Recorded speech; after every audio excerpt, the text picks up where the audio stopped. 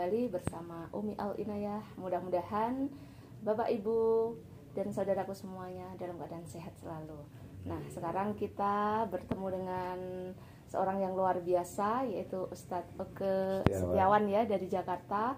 Beliau adalah motivator saya juga, dan beliau pokoknya luar biasa, kajian-kajiannya yang sangat mendalam ya, sederhana tapi sangat mendalam. Selamat siang Ustadz. Siang Umi, ya. Apa kabar ya, sehat ya? Alhamdulillah sehat ya. Jadi gini Ustadz, ini kan mayoritas kita semuanya ya, orang hidup tuh banyak masalah ya. Nah, ini bagaimana supaya masalah kita itu bisa terselesaikan Ustadz? Baik, jadi Assalamualaikum warahmatullahi wabarakatuh. Waalaikumsalam warahmatullahi wabarakatuh. Bapak Ibu yang jamaah dirahmati Allah, perkenalkan saya Oke Setiawan. Saya tinggal di Jakarta dan memang selama ini saya sering berkeliling ke kota-kota untuk menyampaikan tentang masalah kehidupan. Ya. Jadi pertanyaan Umi itu bagus, ini mendasar. Karena dasarnya semua orang di dalam hidupnya pasti punya masalah, betul Umi ya? Betul. Lalu yang kedua pasti ingin menyelesaikan permasalahan hidupnya, betul ya? Benar. Nah, jujur saja Umi ya, ini realistis. Orang itu biasanya ketika punya masalah merasa mudah menyelesaikan atau merasa sulit menyelesaikan. Ya, merasa sulit ya. Nah, makanya karena merasa sulit itu saya muncul loh. Iya, Kalau orang mudah semua ya saya nggak akan muncul. Iya. Jelas ya Umi ya. Betul. Karena memang itu didasari dari permasalahan hidup saya dulu. Iya, Jadi iya. dulu saya pengusaha, hancur, punya hutang, terus keluarga juga berantakan dan saya akan dipenjara.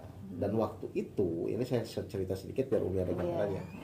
Waktu itu di kepala saya tuh saya tetap meyakini bahwa separah apapun masalah saya tuh yakin Al-Quran solusi hidup. Masya Allah. Waktu itu saya yakin itu. Iya. Tapi masalahnya keyakinan ini tidak terimplementasi. Artinya tuh masalah yang saya hadapi dengan Al-Quran yang saya pelajari ini nggak nyambung Umi. Betul. Jadi tetap baca bolak-balik, tapi kenyataannya masalah saya nggak selesai. Benar. Nah, akhirnya saya mohon kepada Allah, ya Allah, ini tuh salahnya di mana? Karena saya tuh yakin bahwa Al-Quran itu solusi hidup. Nah, alhamdulillah atas petunjuk Allah, ceritanya saya baca sesuatu, ternyata kesalahannya cuma satu. Saya belajar beragama tidak ada gurunya. Akhirnya doanya saya rubah, ya Allah, tolong tunjukkan seorang guru yang bisa membimbing saya untuk menyelesaikan masalah saya dengan metodologi Al-Quran. Jadi itu ceritanya awalnya gitu. Iya. Nah, alhamdulillah singkat cerita saya dipertemukan guru saya. Lalu saya diajari bagaimana mempraktekkan Al-Quran dengan masalah yang saya hadapi. Jadi saya khusus itu aja. Dan apa yang terjadi Umi? Setelah saya praktekkan, ternyata 2,5 bulan selesai masalah saya. Hutang 2,5 miliar selesai. Istri saya nggak jadi bercerai dan saya tidak jadi dipenjara. Nah, dari pengalaman itu akhirnya saya menarik kesimpulan apa? Ternyata semua permasalahan yang kita hadapi itu solusinya ada di dalam Al-Quran. Masya Allah. Cuman kita selama ini belum yakin dan belum paham ya. Dan itu memang masalah umum, memang nggak apa-apa. Jadi intinya nanti yang akan saya ceritakan Bapak Ibu semua ya, ini adalah bukan teori, tapi memang implementasi dari ayat-ayat yang Al-Quran selama ini Bapak Ibu baca. Bagaimana mempraktekkan ketika kita diuji oleh Allah. Kan ujian tuh paling apa sih? Penyakit, keluarga, ekonomi, kan itu kan? Betul. Dan ternyata semua solusi permasalahannya dan caranya itu ada di dalam Al-Quran. Nah, silakan dulu. Ada pertanyaan? Jadi caranya Ustadz. Jadi caranya bagaimana itu? Tahap-tahapannya Ustadz. Sekarang gini aja. Saya cerita waktu saya pertama kali ketemu guru saya ya. Saya bilang sama guru saya Kiai Antono, Pak Guru Antono, saya bilang saya ini punya masalah. Kenapa Mas? Saya punya hutang 2,5 miliar. Saya bilang, keluarga saya berantakan dan saya akan dipenjara karena kasus urusan pajak perusahaan. Bagaimana caranya? Tolong bantu saya. Nah, guru saya bilang gini, coba masuk ke saya mau nanya. Misalnya saya Antono hutang 5 juta. Mas Oke hutang 2,5 miliar. Kira-kira menurut Umi yang 5 juta dengan 2,5 miliar lebih cepat mana yang lunasnya? Secara umum aja. Ya, jelas yang sedikit ya. Yang 5 juta ya? Yang 5 juta. Akhirnya apa? Guru saya bilang salah. Padahal menurut Umi jawaban saya 5 juta. Salah atau benar? Iya. Sebenarnya benar. Benar ya? kan? Iya. Saya bilang salahnya di mana? Iya. Akhirnya guru saya bilang, ya makanya masalah masuknya nggak selesai. Loh, tolong Pak Guru, salah saya di mana? Silakan bantah kalau nanti jawaban saya. Jadi guru saya bilang gitu. Kalau 5 juta tidak ditolong Allah, 2,5 miliar ditolong Allah. Iya. Kira-kira mana yang lebih cepat lunas? Ya jelas yang ditolong Allah. Nah, walaupun belum. Tahu kesalahan kita? Iya. Kesalahan manusia adalah sering mengukur masalah itu dengan kemampuan dirinya. Betul sekali ini. Padahal, ya kan? Iya. Padahal mau 5 juta, mau 2,5 miliar, kalau Allah yang menolong, beres atau tidak? Beres. Iya. Mau sakit flu, mau sakit leukemia, kalau Allah nolong beres nggak? Ya pasti sembuh dan Nah, beres. tinggal sekarang pertanyaannya, bagaimana caranya ketika kita punya masalah Allah menolong? Dan ternyata di Al-Quran ada. Nah, saya diajarkan oleh guru saya bagaimana cara Allah nolong. Akhirnya saya praktekkan. Setelah praktekkan, selesai masalah saya hanya dalam kurun 2,5 bulan. Jadi Bapak Ibu jamaah semua, ini yang saya sampaikan memang real, tidak teori.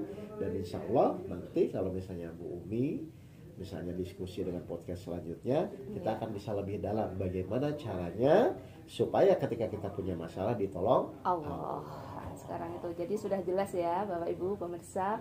Nah, jadi kita punya masalah sebesar apapun, minta sama Allah. Jangan kita hanya jungkir balik berusaha sendiri tanpa dengan Allah. Jadi semua disertakan dengan Allah. Sebesar apapun akan terselesaikan. Itu Masya Allah. Ya, alhamdulillah. Jadi mudah-mudahan bermanfaat untuk kita semuanya, karena kita setiap hari, setiap saat, dari anak-anak sampai tua, selagi masih hidup itu pasti punya masalah. Masalah selesai pasti timbul masalah lagi.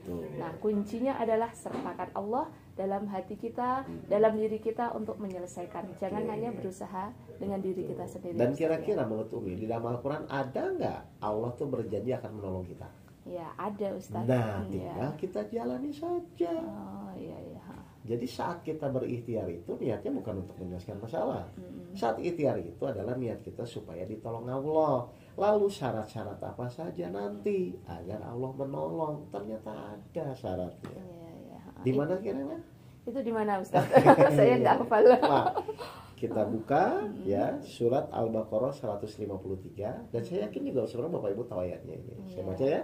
A'udzubillahi minasyaitonirrajim. Bismillahirrahmanirrahim. Ya ayyuhallazina amanu ista'inu bis-sabri was-shalah.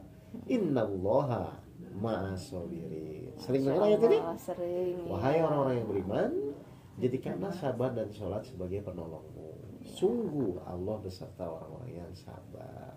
Intinya berarti kita itu memang harus pertama sholat supaya kita minta pertolongan sama Allah dan sabar. Nah, lucunya waktu itu waktu saya diskusi dengan guru saya, masuk ke syaratnya Allah nolong apa? Saya bilang sabar dan sholat. Coba baca lagi, wahai orang-orang yang beriman, jadikanlah sabar dan sholat sebagai penolongmu. Jadi syaratnya berapa? Oh iya, 1 beriman dengan benar, yang kedua sabar dengan benar, yang ketiga sholat dengan benar. Saya ditanya lagi, Mas Agus sudah beriman? Insya Allah Pak Guru, saya bilang saya sudah yakin Islam dari dulu. Sudah sabar, kalau saya nggak sabar saya bilang saya bunuh diri. Sudah sholat, apalagi sholat saya bilang tahajud 11, duha 12, rawatib saya kerjakan semua. Pertanyaan guru saya terakhir, sudah ditolong? Belum, saya bilang. Dibalik Umi. Berarti sabar, sholat, iman yang belum benar saya atau ayat yang salah. Berarti kita yang belum benar. Nah itu akhirnya saya diajarkan bagaimana beriman dengan benar, bagaimana sabar dengan benar, bagaimana sholat dengan benar. Lalu saya praktekkan, alhamdulillah 2,5 bulan selesai. Masya Allah. Berarti ini perlu ada bahasan selanjutnya ya Nah Ustaz, itu maksud saya. Berarti bagaimana supaya kita sholat dengan benar, iman dengan benar, dan bersabar dengan benar. Kita tunggu episode selanjutnya. Terima kasih Ustadz ya. Sama-sama. Ada pesan untuk saudara kita semua Ustadz? Baik, jadi Bapak Ibu sekalian, ayo kita mulai meyakini Al-Quran dengan benar. Tapi setelah meyakini tidak cukup yakin, tapi mulai mempraktekkan dan membuktikan janji-janji Allah di dalam Al-Quran. Seperti tadi Allah berjanji, kalau manusia itu imannya benar, sabarnya benar, sholatnya benar, pasti ditolong. Amin, Masya Allah. Ya ini luar biasa. Pokoknya terima kasih Ustadz. Mudah-mudahan saya selalu bisa membimbing kita semuanya, bisa memotivasi kita semuanya, agar kita lebih baik lagi kehidupan kita dunia sampai akhirat. Terima kasih Ustadz ya. Demikian yang bisa kita bahas pada hari ini. Mudah-mudahan bertemu di lain kesempatan. Terima kasih. Assalamualaikum warahmatullahi wabarakatuh. Waalaikumsalam warahmatullahi wabarakatuh.